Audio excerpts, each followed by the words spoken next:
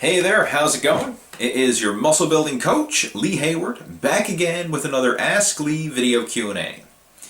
Now today I got a question from Greg, and he writes, says, I have a question, I know it may be stupid, but I have to ask. Says, I just started working out again for the first time in years. I'm in my mid-30s, 35 to be exact. Every time I try to go heavy, my shoulders give out. It's not the muscles, it's the joints that give out. Says, I don't know what to do. Any suggestions would be greatly appreciated. Well, thanks for that question, Greg. And as far as thinking it's a stupid question, I don't believe there is such a thing as a stupid question. I mean, if you have got a question on your mind, then that question deserves an answer. And again, that's the purpose of these Ask Lee video Q&A. So there are no stupid questions. Anything goes. And as far as dealing with shoulder pain, in your email, there's a couple red flags there that I noticed off the bat. One, you just started training again for the first time in years.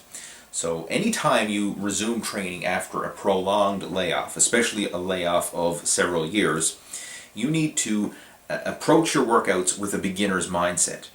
You need to start off just the same as when you started lifting for the very first time, and you need to approach it just like a beginner would.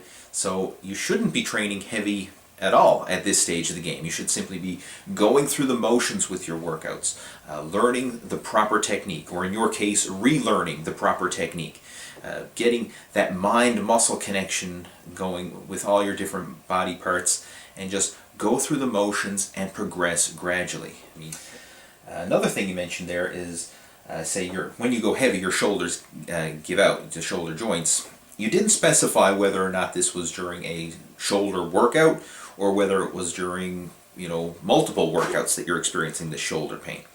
I mean, I'm going to guess, just based on the way the shoulders work, that you're probably experiencing the most pain obviously with shoulder exercises themselves, and probably with your chest exercises. Because whenever you train the chest, like a bench press, a fly, anything like that, the shoulders come into play as secondary muscle groups, and this is where you can have a lot of shoulder discomfort. In fact, I think in the greater scheme of things, there have probably been more shoulder injuries caused from chest training than there have ever been shoulder injuries caused from direct shoulder training. So it's probably those two body parts, your shoulders and your chest, that's giving you the most grief when it comes to shoulder pain. So I've got a couple tips that you can use to help work around this pain. First off, like I mentioned before, lighten up the weights. There's no need at the very beginning to train heavy. Go through the motions, learn the proper technique, and progress gradually. So if there's any exercise that's causing you a lot of shoulder pain, you're probably training that exercise too heavy and placing more of the workload on the joints and the tendons and the ligaments rather than using a lighter weight and focusing on feeling the muscles stretch and contract as you're doing the movement. So simply lightening up the weight is going to go a long way. As you're doing those exercises, focus on time under tension. Rather than simply trying to move the weight from point A to point B, think of working the muscle and having time under tension. And another little tip you can do is whenever you're doing pressing exercises is to not lock out the weight at the top. So if you're doing a bench press or a shoulder press or anything like that, purposely stop the rep short of lockout. So your elbows should still have a slight bend in them at the top of the movement. And what this is going to do is going to keep constant tension on the muscles rather than locking it out and forcing the weight to actually be transferred to your joints. Because when you lock it out, you're temporarily placing the majority of that workload on the actual joints themselves, and the muscles get a little break. Whereas if you keep your elbows soft at the top, then your muscles are under tension at all times. Now, you're probably going to have to lift lighter because of this, because you're not getting a break in between each rep. Your muscles are constantly under tension, and this is going to work the muscles harder and work the joints less. So again, that's another little tip that you can use to help get more muscle tension going and less strain on the joints. Another thing I want you to do is the exercises themselves. If there's a particular move that's causing you a lot of pain and discomfort, then obviously don't do that move. Find another exercise variation that you can use instead that's going to work the same muscle but do so more comfortably. And you can experiment with different types of resistance. So if a free weight variation is causing pain, hey, try using a cable variation of that exercise, or a machine variation, or rubber resistance bands. I mean, look for some other way to train that exercise or that body part without causing pain and discomfort. And generally speaking, using machines and cables and rubber resistance bands can be easier on the joints than free weights. So they're great alternatives for working around injuries or working around pain and discomfort.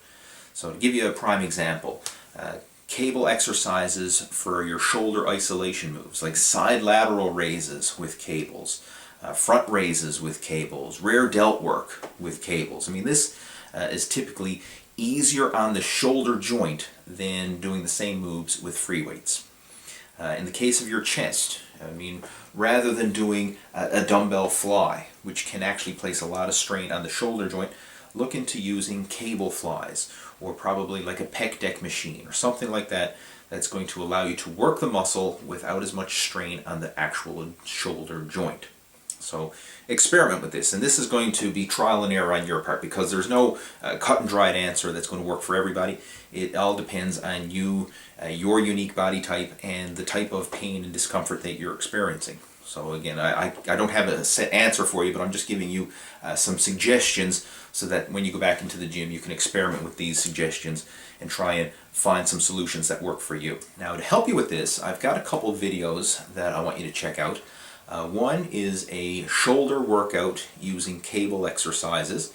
So this is a great way to train the shoulder muscles themselves, and without a lot of risk of shoulder joint injury. So again, I'm going to post a link to that video in the description below.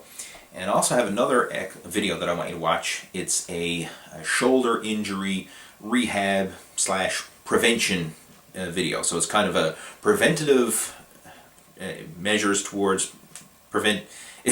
I'm getting this screwed up. It's a video that's going to teach you how to prevent shoulder injuries from occurring in the first place.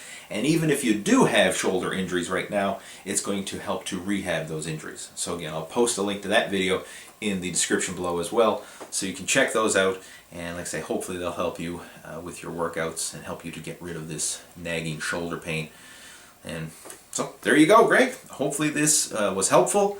If you have any comments, questions, feedback, anything at all, feel free to post those in the comment section below, and I'll chat with you down there. And in the meantime, have yourself an awesome day, and I look forward to talking to you soon. Take care. Over and out.